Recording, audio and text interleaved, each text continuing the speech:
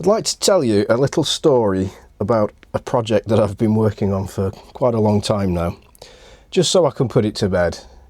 It's a story of product development and how difficult my journey into it has been, and ultimately I got beaten. So this is the story of the G5KCI pointy thing. It started a few years ago when I saw a project. Well, I was into satellite work, so I bought an Arrow Yagi antenna, and I got bored of hand holding it, and I found this project called Sark, which is an Australian group, and they came up with a real nifty system where there's just two drive motors on worm gears, and they used an IMU, so a gyroscope and a magnetometer, to sense where the antenna's pointing. And so I copied it, and there it is. I'll put a screenshot up of it using an L-band antenna. But that's the my version of the Sark. I went a bit different. Theirs was USB controlled. I used an ESP32, and it's controlled over Wi-Fi, and it kind of worked, but it wasn't very good. It's unreliable, to be honest. And the biggest problem actually was these little 6mm decouplings on the output drives. It was fine for azimuth, but in elevation, I just couldn't get anything to grip that with enough torque. But yeah, that was version 1, and I thought I like this idea. I'm gonna develop it a bit further. So then I came up with version 2. Now these are in various states of disrepair because they're abandoned now. But I decided I'd get a high torque servo. This is pretending to be an antenna. I got a high torque servo and still use the IMU. And I've by this point I've printed a little circuit board out, introduced an OLED screen for a bit of visual feedback on stuff. I'm still using the same motors, but now I'm thinking about the engineering a bit more. I've got like a thrust washer in there to take the load of the antenna. But the problem with this is that servos, you can't smoothly move servos. Like you'd want it to do that, wouldn't you? But the problem is it wants to throw it as quick as it can to the position that you set. And when you've got a metre long antenna and perhaps a counterweight, that doesn't work. It shakes itself to pieces. And then the IMU, because it's bouncing around, the IMU gets completely confused, and it's not good. Not good. So, but anyway, this was small enough to fit on my desk, so I did a lot of the firmware development on this, which leads me on to now I'm getting a bit more serious. I've bought myself a 3D printer at this point. And so this is the 3rd version, and it's still using an IMU. There's a cable that runs from here up to the IMU. I've gone for a bigger motor in this one, which has got an 8mm output shaft, and I've got these flanges and the 3D printed parts, and I've still got the same ESP32 in there. The thrust washer still, which I had to make shims for because of the draft angle of the box, and it was starting to get a bit complicated, but I was quite enjoying it. But here's the thing with these IMUs, they're useless. They're really good at sensing pitch. What they're not very good at is interacting with the Earth's magnetic field. They are so sensitive, it'll work 1 minute and the next minute it's just absolutely not working. And it can just do random things, like just start rotating all over the place, and it just got confused. And I went through 4 or 5 different IMUs. I spent quite a lot of money on them, and I just could not get them working reliably. And the fun bit is, this really bent my head because my mathematics is not strong. I presumed when I started doing this that they would spit out, they'd tell you, here's your compass heading and here's your pitch in angle. So I'd get either an integer or a floating point number that gives me compass direction and pitch. They don't do that. All of them are the same. You get what's called a quaternion, and it's a while since I've worked with these, thank God. But if I remember correctly, it's a 4-dimensional vector, and look it up. Have a look on Wikipedia at the quaternion. I struggled like mad with it. Anyway, so at this point I've like this mechanically brilliant, it did its job. Just the IMU, just not reliable enough. Certainly not to, because I'm thinking about making this into a product at this point, trying to keep the cost of materials down and all the rest of it. And that is just not acceptable in a product. It was too wild and random in how it misbehaved. When it was working, it was okay, but it said it just wasn't, it didn't reliably work. So then it started getting really interesting. I really went to town and I developed, I've got some examples here. Different motor drivers for higher power. I'm using pulleys and timing belts. I've got these huge bearings on. All sorts of ideas, trying to think about how can I make this so it's a decent antenna rotator, but it's cheap. I wanted to keep the bill of materials, if possible, to under £100. So I thought if I can sell these for £200, then everyone who wants to get an antenna rotator, that's perfect for them, isn't it? Because you don't want to be spending towards £1,000 on a rotator if you can help it. The aim is to make an affordable antenna rotator, and after lots and lots and lots of effort, I came up with this. So this is the G5KCI pointy thing, and instead of using, I overcame the problem of sensing angles, which racked my brains for a while until I thought, Hall effect sensors.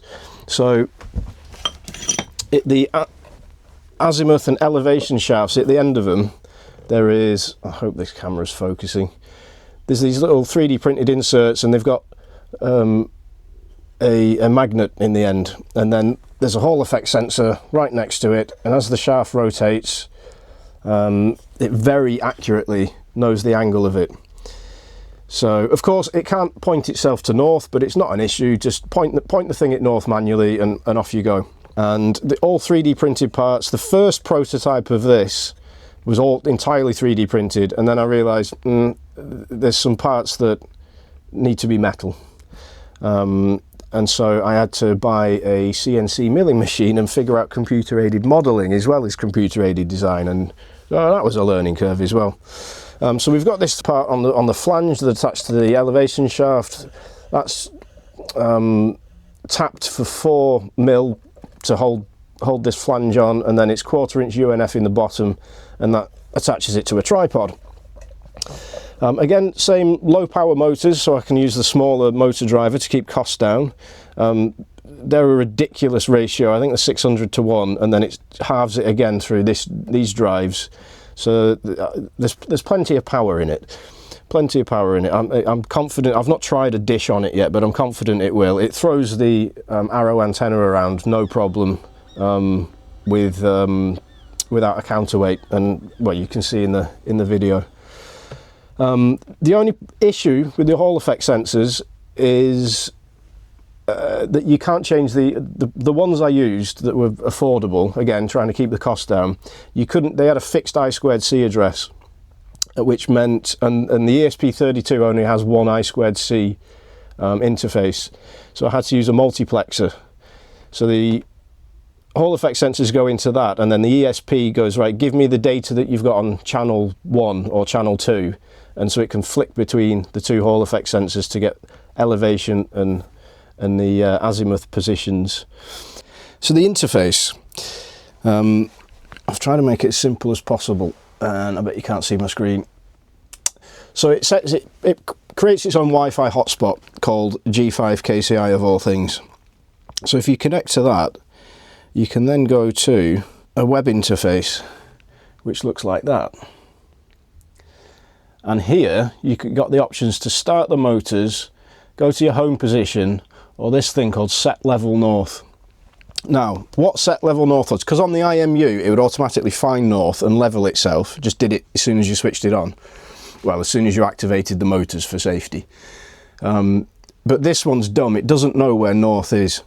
But fortunately, we do. It's quite easy to find where north is, either with a compass or depending on how accurate you need to be, because there's the beam width of a Yagi, which is, it's not as tight as you think, so you don't have to be bang on north. You can be several degrees off and it'll be okay. But you position it yourself to north, start the motors, Let me just set level north now, and then it doesn't move anywhere. Right, so let's say it's not quite facing north, so I want to move the azimuth to the right a little. So it'll move it by 10 degrees here, and then the motor down there, that just turned by 10 degrees. I don't know if you saw it, but just trust me, it did. So you've got other options here. You can set that to just move it by 1 degree, half a degree, 90 degrees if you want to, if it's well out. In that case, I'd probably just move the tripod, but there you go. So you can fine tune that. And then again, I've got this to simulate an antenna, so you can see it moving. We've got the same situation with the elevation.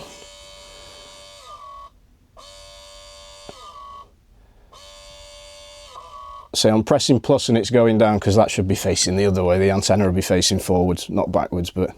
And the same with that, I can move it by 1 degree. Or half a degree, or 10 degrees. I mean, this effectively is just a web page that hosts. So, and it's it'll work on the laptop, no problem. So that's manually moving it, but we don't want to manually move it. We want to automate it, which is the very point of the thing. So it supports hamlib.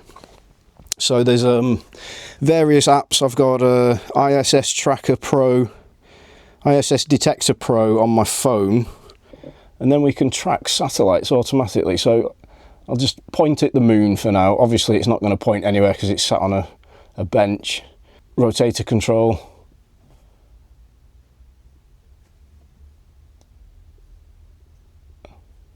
Oops. Start the motors. So now that's trying to point at the moon. It's chewing up my fabric. There we go. And that's theoretically, if it was on a tripod with an antenna on, is pointing at the moon. I really thought about the engineering behind this. I wanted it to be as good as possible. So that's one of the 20mm pillow bearings. You know, it's serious. There's the flange that's on the azimuth drive. And where have we got? So then I'm using these thrust washers. That's to take the vertical load. And I've lost it. And these as well. So at the other end where that pillow bearing is, just before the Hall effect sensor, I've got these needle roller bearings. So mechanically, it's heavy duty. Now, I kind of let some people down about this, and I wish to apologise. I was a bit hasty, and I ran into some problems with it. So effectively what happened is, in the middle of, I just built the first prototype of this, which isn't this one, this is the second version. It's the same design, but I'd only built one at this point. And there was a couple of YouTubers put out some videos on antenna trackers, and I thought, strike while the iron's hot, and I offered them one. These two people, I offered to send them one, and I went to build this, the second version, and I had a bug with it, and I couldn't fix it, and I couldn't understand why it wasn't working as well. And I had a lot of other stresses in my life at the time, and I just shut down in the end, and you know, put it away, and I thought I can't deal with it, which was not very professional of me. And so again, I do apologise for that. I shall keep them anonymous. But I dug it out about a week ago, and I thought I need to put this to bed. I need to fix it. And do you know what? It turns out I got the channels the wrong way around in the multiplexer. So when I asked it to move the elevation, it was also moving the azimuth. A stupid error, but I couldn't see the wood for the trees because I was getting a bit stressed out by it. So that's the story of that. Now, where to go from here? Well, since I started this project back in January, well, like to do it commercially, in January 2025, several companies have now started producing antenna rotators, and yeah, I don't think there's a market for my little one anymore. So I don't know what to do. I was perhaps going to open source it, but the chances that you've got a 3D printer and a milling machine is pretty slim. There's a lot of they're not easy to build, right, to be honest. It takes me about 2 days to build one, and the bill of materials to this is about £100. I hit my goal, but it takes me 2 days to build one, so I can't sell it at £200. So, you know, even at £300, it's getting a bit. There's things I can do. So, for example, this multiplexer needs to go on this board, and that'll cut down nearly all of that wiring loom, which is horrible. And that takes a lot of time just messing around with that. So I could update that circuit board, and I could probably build one of these in a day. But I can't operate a milling machine on my boat. It was a disaster. It was such a messy process. It's just not feasible. And I don't think I'd sell enough to these to warrant setting up a business and getting a little workshop and all the rest of it. So if you've got any ideas of what I should do with it, just leave them in the comments. But unfortunately, this is one of only 2 G5KCI pointy things that'll ever exist, I imagine. But I'll get some use out of it for sure. But seeing as every man and his dog at the minute seems to be producing antenna rotators, I just wanted to show you this to say I did it before them. Yeah, I'm proud of it. I'm proud of it. There was a lot of effort in that, and the firmware especially. I've refactored it. I think I'm on the major rewrite version 14 for this one, where I've started again in the code base, and it's yeah, I'm happy with it all. It works well. Anyway, thanks for watching. 73.